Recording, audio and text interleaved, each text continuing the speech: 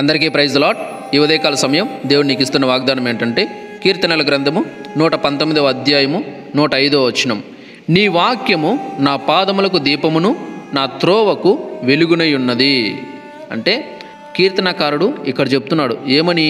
నీ వాక్యము నా పాదములకు దీపము నా త్రోవకు వెలుగునై ఉన్నది. అంటే నా పాదములకు నీ వాక్యము దీపం. Praise the Lord. అంటే ఏంటంటే ఇక్కడ నీ వాక్యము అంటే ఈ వాక్య భాగంలో అంటే ఆయన ఏం చెప్తున్నట్టంటే దేవుని వాక్కులో ఉన్న గొప్పతనం, ఆ విలువ, ఎంత కష్టమైనా సరే ఆ వాక్య ప్రకారం జీవించాలి అని ఆయన నిశ్చయించుకున్నాడు అనమాట. అలా ఉండాలి అని చెప్తున్నాడు. అలా ఉండగలిగితే మీరు మీ పాదాలకు దీపం. ఓకే, మీ పాదాలకు దీపం అన్నమాట వాక్యం. Praise the Lord. కాబట్టి ఆ వాక్య ప్రకారం మీరు జీవించినట్లయితే ఆ వాక్యము మీ పాదాలకు దీపంగా ఉంటుంది అని చెప్తున్నాడు అనమాట. అలాగే చూసుకుంటే నా త్రోవకు వెలుగు అంటున్నాడు కదా. నీ వాక్యము నా పాదాలకు దీపం అంటే చూడండి, ఇక్కడ సామెతల గ్రంథం 20వ అధ్యాయం 27వ వచనంలో కూడా చూసుకుంటే మనిషి ఆత్మ యెహోవా పెట్టిన దీపం. ఆ దీపం ఏం చేస్తుంది? మనిషి యొక్క అంతర్యాన్ని అంతా కూడా పరిశోధిస్తుంది అనమాట. అంటే చూడండి, మనిషిలో ఇప్పుడు ఆత్మ అనే దీపం లేకపోతే మనిషి ఏమవుతాడు? మరణం అంటే మరణిస్తాడు. ఆ మనిషిలో జీవం ఉండదు. అంటే ఆ దీపమే, ఆ ఆత్మ అనే దీపమే మనిషి యొక్క జీవం. మనిషిని జీవింపజేస్తున్నది, మనిషిని నడిపిస్తున్నది. కాబట్టి అందుకు ఇక్కడ వాక్యం అంటే మనిషికి జీవము, దీపము అని అనమాట. Praise the Lord. అలాగే చూడండి, ఇక్కడ 2 పేతురు 1వ అధ్యాయము 19వ వచనంలో కూడా చూసుకుంటే ఇంతేకాదు, నిశ్చయమైపోయిన భవిష్యత్ వాక్కు కూడా మనకు ఉంది. అది చీకటిలో వెలుగుస్తున్న దీపము లాంటిది. అరుణోదయమై వేకువ చుక్క మీ హృదయంలో ఉదయించే వరకు ఆ వాక్కును మీరు పట్టించుకుంటే మీకు మేలు అని చెప్పేసి చెప్తున్నాడు అనమాట.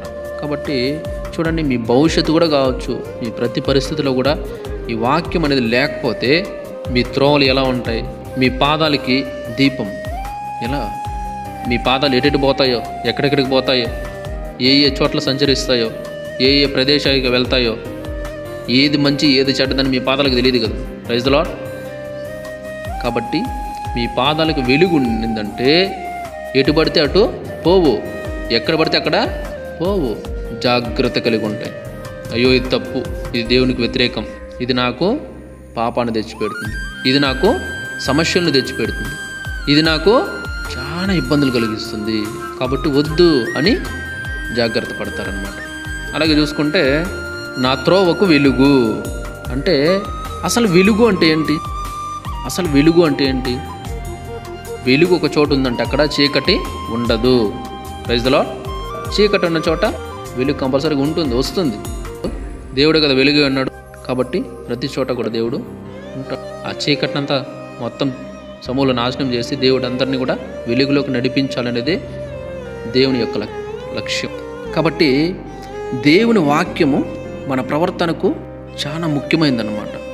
మన ప్రవర్తన ఎలా ఉండాలి అనేది తెలిపేది వాక్యం. మనం ఎలా నడుచుకోవాలో, అసలు మన గమ్యం ఏంటి, మనం ఎక్కడికి వెళ్ళాలి, ఏం చేయాలి, ఎప్పుడు ఎలా నడుచుకోవాలి, ఎలా ప్రవర్తించాలి, ఏది మంచిది ఏది చెడ్డది, ప్రతిదీ కూడా తెలియజేసేది దేవుని యొక్క వాక్యము. Praise the Lord. కాబట్టి వాక్యాన్ని మనం నిర్లక్ష్యం చేసినామంటే, వాక్యాన్ని మనం నిరాకరించి ఏముందిలే ఏం చదువుతాంలే అని పక్కన పెట్టేసినామంటే మనము తెలుసుకోలేం, వెలుగులోకి ప్రవేశించలేం, చీకట్లోనే కూర్చోవలసి వస్తుంది. ఎందుకంటే వాక్యము వెలుగై ఉంది. ఆ వాక్యమే మనకు వెలుగు. మన పాదాలకు దీపం వాక్యమే, మన త్రోవకు వెలుగు వాక్యమే. కాబట్టి ఆ వెలుగై ఉన్న వాక్యాన్ని మనం పక్కన పెడితే ఏ త్రోవలో నడవాలో తెలియదు, ఎక్కడికి వెళ్ళాలో తెలియదు, ఏం చేయాలో తెలియదు, ఇలాంటి స్థితిలో పడిపోవాల్సి వస్తుంది. కాబట్టి దేవుడు చెప్తున్నాడు, ఈ వాక్యాన్ని బట్టి నువ్వు నడుచుకుంటే, ఈ వాక్యాన్ని బట్టి నువ్వు జీవిస్తే, ఈ వాక్యాన్ని అనుసరించి నువ్వు జీవిస్తే అప్పుడు నీ జీవితంలో వెలుగు అనేది ఉంటుంది. అప్పుడు నీ పాదాలకు వెలుగు ఎల్లప్పుడూ ఉంటుంది. దేవుని ఎడల ఎల్లప్పుడూ కూడా భయము భక్తి కలిగి జీవించాలి. ఆ వాక్యాన్ని బట్టి నడుచుకోవాలి. అప్పుడు నువ్వు ఏ పని చేస్తున్నా కూడా అది మంచిదా చెడ్డదా, అది దేవునికి నచ్చుతుందా నచ్చదా. అది దేవుడు ఇష్టపడేదనా లేకపోతే దేవునికి వ్యతిరేకమైనదా? నీకు అన్నీ తెలుస్తాయి. అప్పుడు మంచి మార్గం ఏది, చెడు మార్గం ఏది అని కూడా నువ్వు తెలుసుకోగలుగుతావు. Praise the Lord. కాబట్టి అందుకే దేవుని వాక్యం చెప్తుంది, నీ వాక్యం నా పాదములకు దీపమును నా త్రోవకు వెలుగునై ఉన్నదని దావీదు గారైతే చెప్తున్నాడు అనమాట. Praise the Lord. రండి ప్రార్థన చేసుకుందాం. మహాపరిశుద్ధుర మహోన్నతుడ సర్వాధికారి మీకు స్తోత్రములు తండ్రి. సర్వ సృష్టికర్త ఘనమైన దేవా మీకు వందనాలు, స్తోత్రాలు, కృతజ్ఞతలు చెల్లిస్తున్నాము తండ్రి.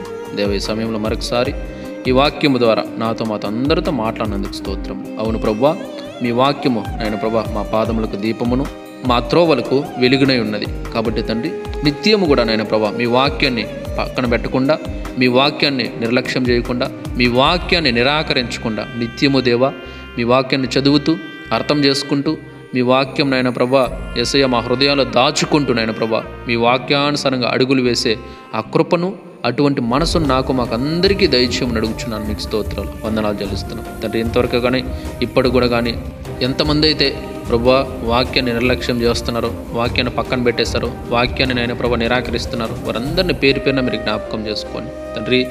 వారందరూ కూడా నాయన ప్రభా తిరిగి మీ అద్దకు వచ్చి వాక్యాన్ని పట్టుకుని చేత పట్టుకునేలా సహాయం చేయండి. వాక్యాన్ని చదివి వారి హృదయంలో దాచుకునేలా నేను ప్రభా వారి హృదయం అనే పలక మీద మీ ప్రతి ఆజ్ఞను, వాక్యములన్నింటినీ కూడా రాసుకోవడానికి మీరు సహాయం చేయమని వేడుకుంటున్నాం. మీకు స్తోత్రాలు, వందనాలు చెల్లిస్తున్నాం తండ్రి. మీ వాక్యమే మా పాదములకు దీపము, మా త్రోవలకు వెలుగునై ఉన్నది. కాబట్టి తండ్రి ఆ వెలుగే లేకపోతే స్వామి మేమందరూ చీకట్లో అంధకారంలో పడిపోతాం నేను ప్రభా. కాబట్టి దయతో మాకు సహాయం చేయండి, కృప చూపండి, కార్యము చేయమని, మీ వాక్యానుసారంగా జీవించే అటువంటి హృదయము, ఆ మనసును మా అందరికీ నాకు మాకు దయచేయమని, సహాయం అందించమని, కృప చూపెట్టమని నజరేయుడైన యేసయ్య అతి పరిశుద్ధ నామములో ప్రార్థించి స్తుతించి గణపరిచి మహింపరిచి వేడుకుంటున్నాం తండ్రి. ఆమేన్. దేవుడు మీ అందరినీ దీవించి ఆశీర్వదించును గాక. ఆమేన్.